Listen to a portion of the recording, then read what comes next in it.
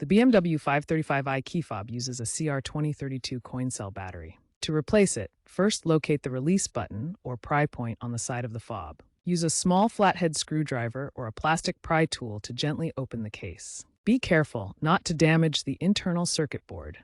Once open, you'll see the CR2032 battery. Remove the old battery, noting which side is up. Insert the new CR2032 battery in the same orientation. Close the case, ensuring it snaps shut securely. Test the fob by locking and unlocking your car. Remember to recycle the old battery responsibly.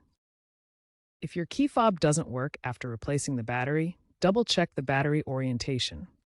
Ensure the CR2032 battery is new and from a reputable brand. Generic batteries may not last as long or provide consistent power. If problems persist, the issue might be a faulty receiver module or other internal damage, requiring professional diagnosis. While DIY replacement saves money, approximately $5 to $10 versus $30 to $50 at a dealer, be gentle to avoid damaging the case or internal components. For older fobs, consider aftermarket smart adapters for app control, potentially extending battery life. A common issue reported is rapid battery drain due to a faulty antenna, which may require a professional repair.